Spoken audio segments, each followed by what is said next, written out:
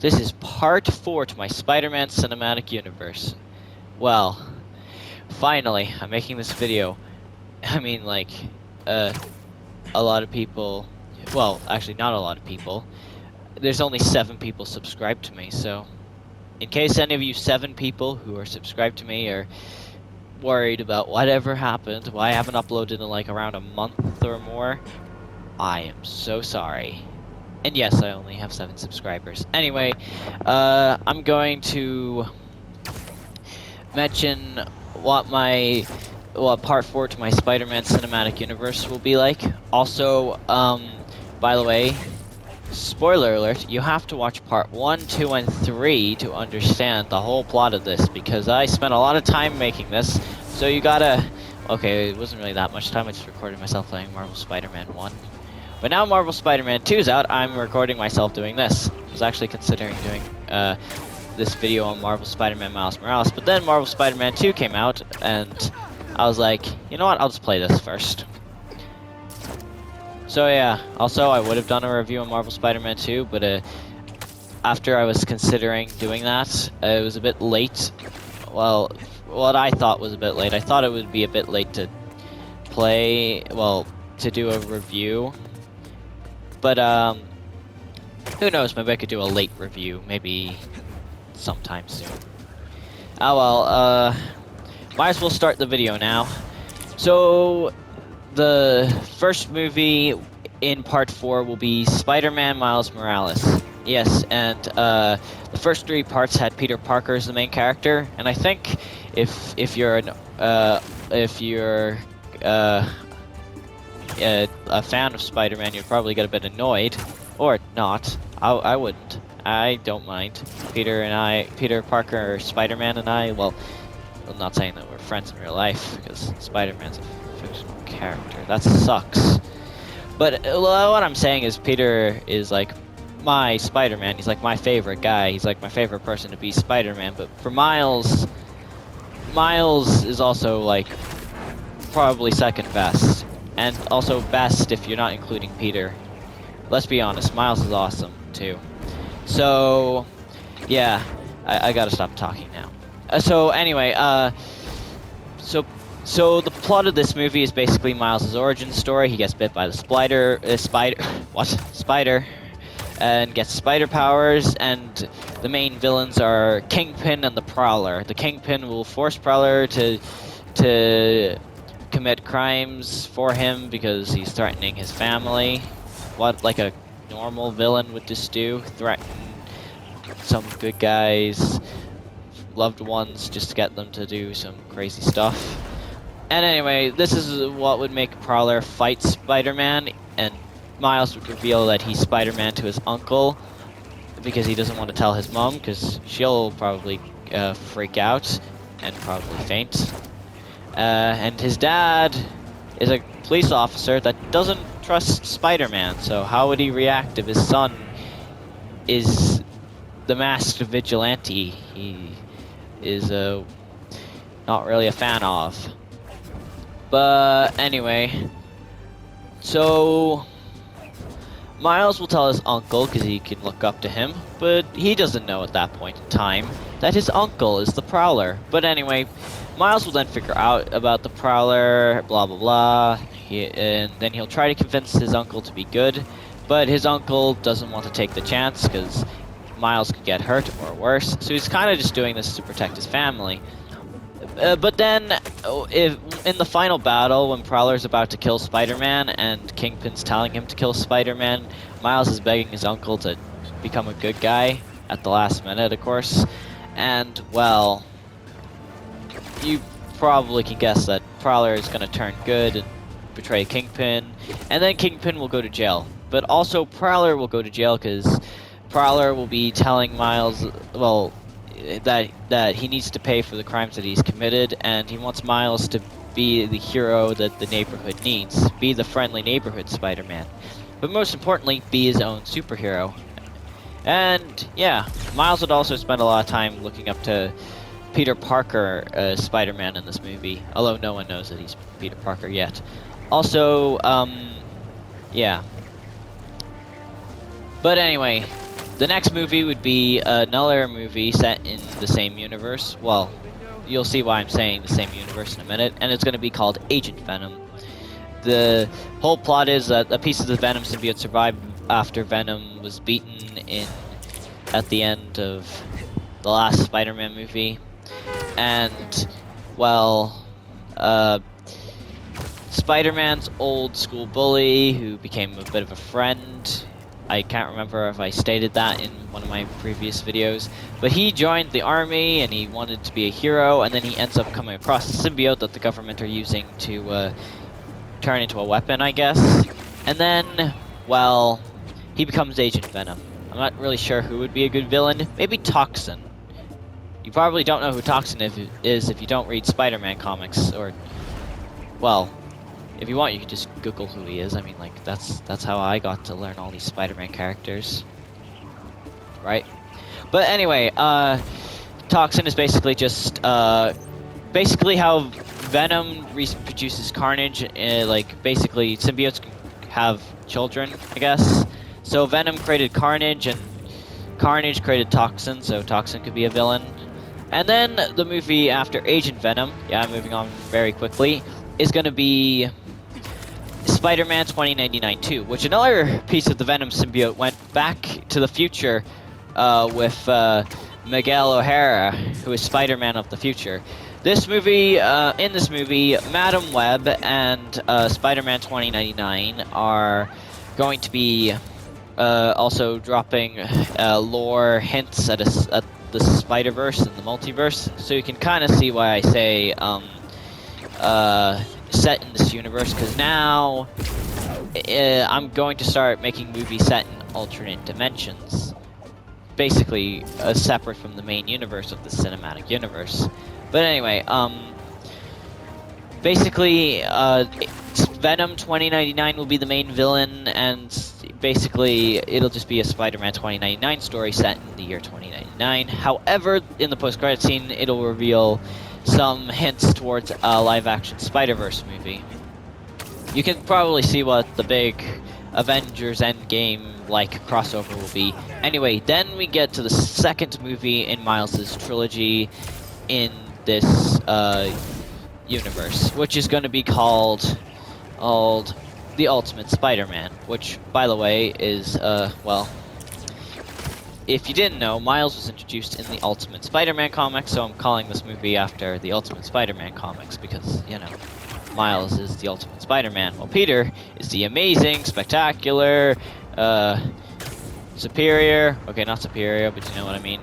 But anyway, so in this movie, Miles will visit his uncle in prison. He'll give him some advice, you know, like a good uncle to Spider-Man would do. But anyway, then,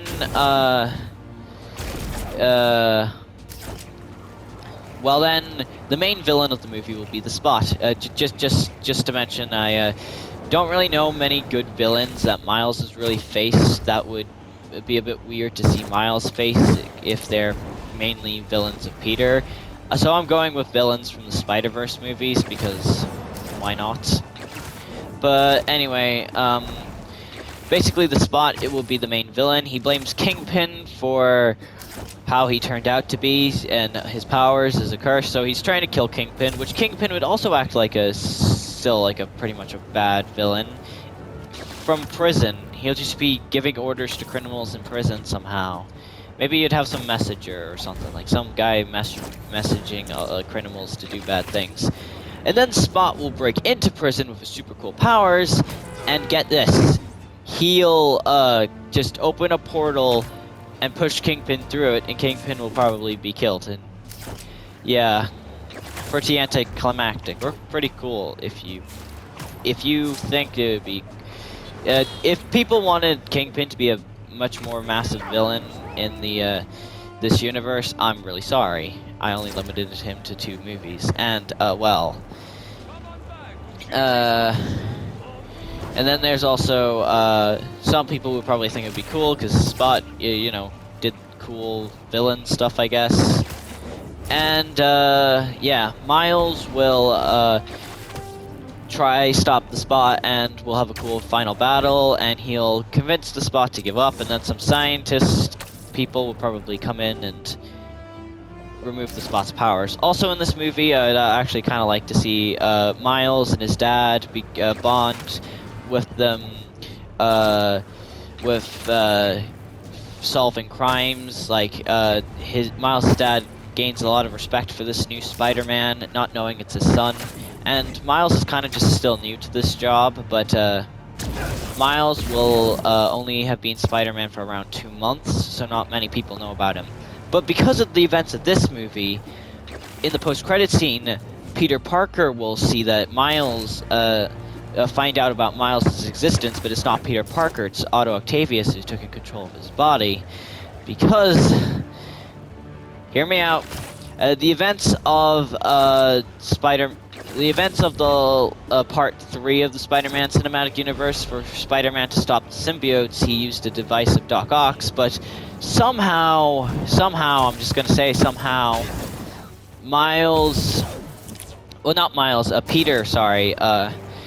Peter would have gotten his body taken over by Dr. Octopus with some science stuff. It's pretty far-fetched, I know, but it's cool, I guess. And he's now wants to find out more about this new Spider-Man, because why not? Now, also in this movie, I forgot to mention this when I was talking about the first movie, but Miles' girlfriend will be Gwen Stacy of this universe, because I never had Peter date Gwen, because I didn't want to do the death of Gwen Stacy story. Yeah, that's right, everyone. Everyone who wants me to be comic accurate doesn't, yeah, you're probably quite annoyed. But yeah, I just want Miles and Gwen to be dating, because I thought that would be pretty cool. I mean, like, Miles and Gwen are a nice enough couple, I think. But anyway, speaking of Gwen, the next movie is set in an alternate universe, which is going to be Spider-Gwen, which will be an origin story. Another origin story, yay.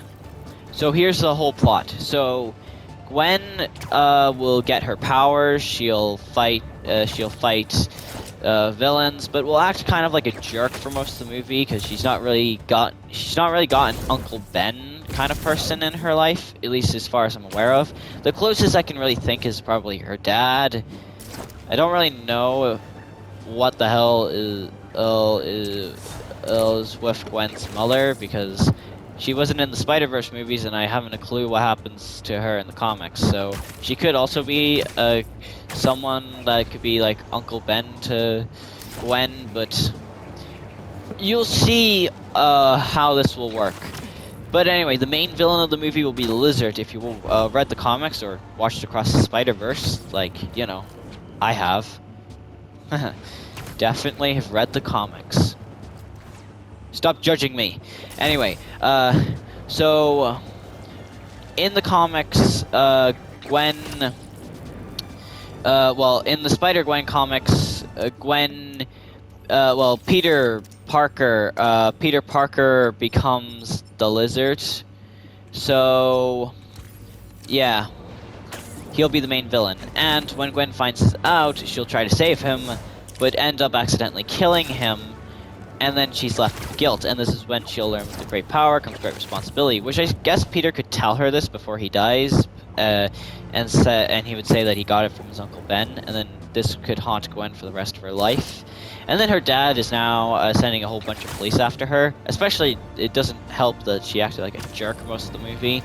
So Gwen wants to become a hero and try and redeem herself, so she becomes Spider-Woman. Great.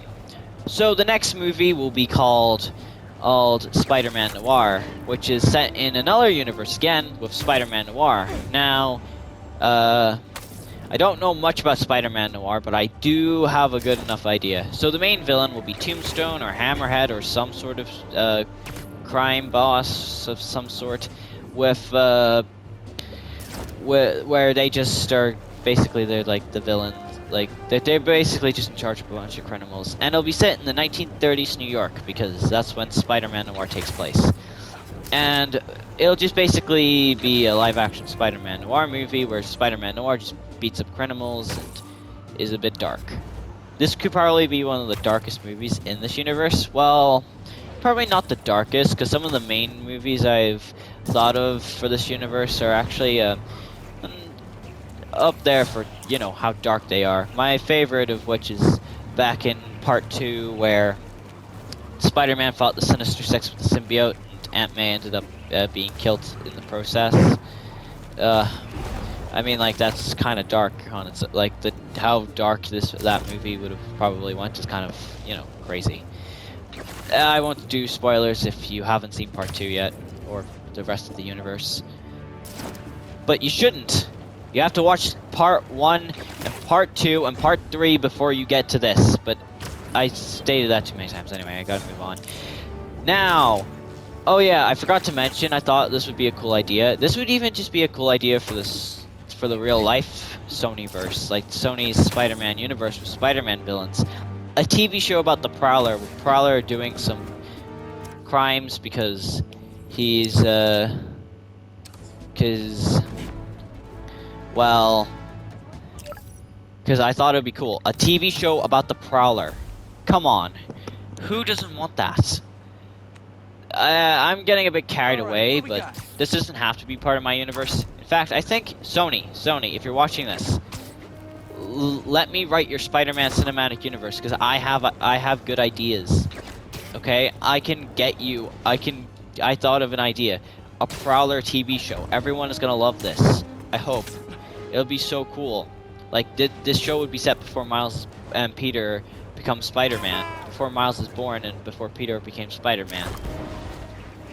I gotta stop talking now, but anyway. Moving on to the final movie of Part 4, which is The Superior Spider-Man, which is the third movie in Miles' trilogy. Now you're probably wondering why it's called The Superior Spider-Man, because The Superior Spider-Man is a story for Peter, not Miles. But the main villain is Spider-Man, who is the Superior Spider-Man. So basically, Otto's been living Peter's life. Now he's not a bad person. He just, after he got put in Peter's body, he wanted to help Peter, use his knowledge to become Spider-Man. But because he's kind of evil and a bit insane,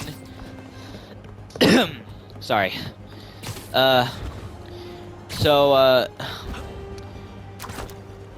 Because he's evil, well, he was evil, he kinda is doing a bad job, like a very bad job.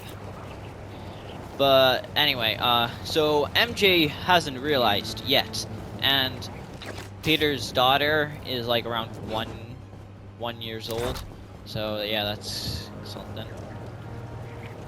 But anyway,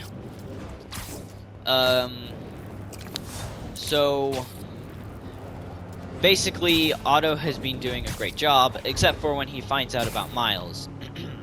So he decides to find out more about Miles, and then he decides to train Miles to be a sidekick. And Miles doesn't think too much about this, because, you know, Spider-Man just asked you to be your sidekick. You would want to say yes.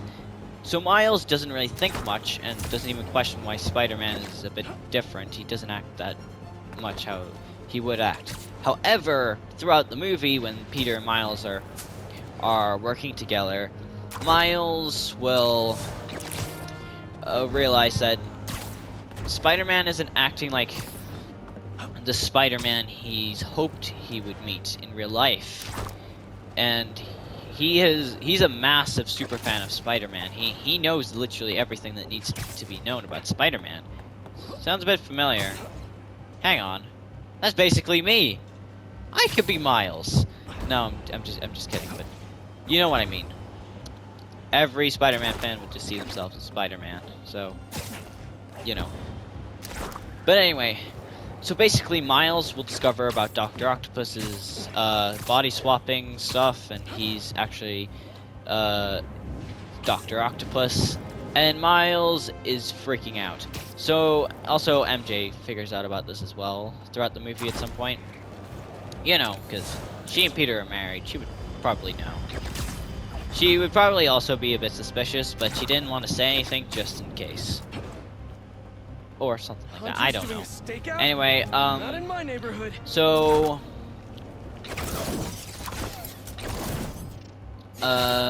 yeah.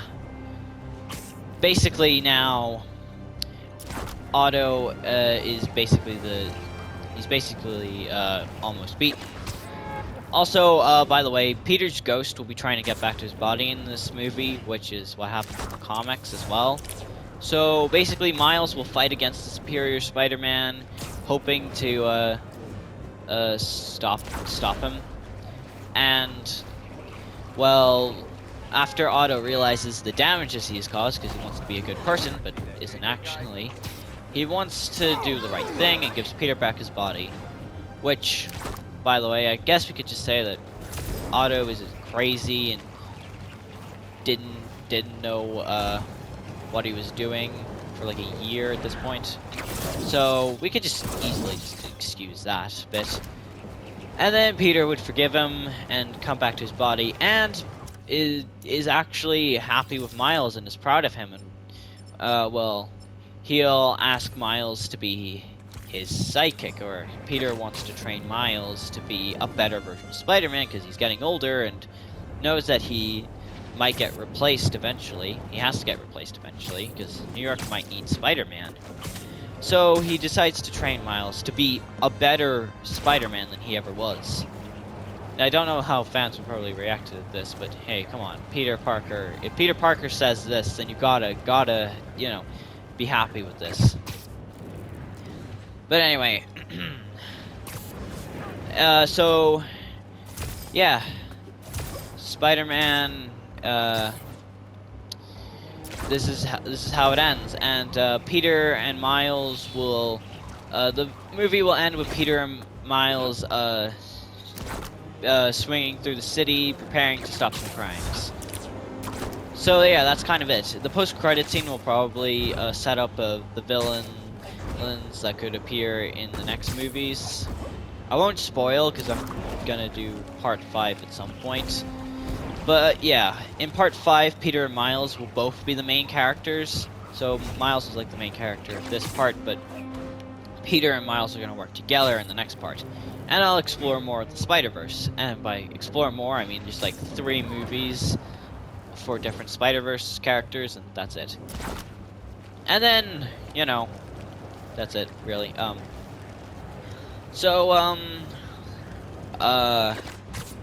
Yeah, that's really it. Now, I could give a short review of Marvel Spider-Man 2 right now, mainly because I haven't done one, and I kind of want to. So, honestly, I think Marvel Spider-Man 2 is probably the best game of the year. I heard at the Game Awards that Marvel Spider-Man 2 didn't win. Honestly, I'm not surprised, because if superhero movies can't win Oscars, you know, then I don't expect Marvel Spider-Man 2 to win Game of the Year. I'm not too annoyed. I'm just kind of annoyed it didn't win any awards, really.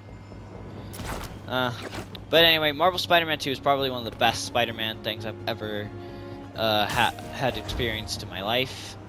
I think it's probably a favorite of mine. And that's really it. So that's it for the video.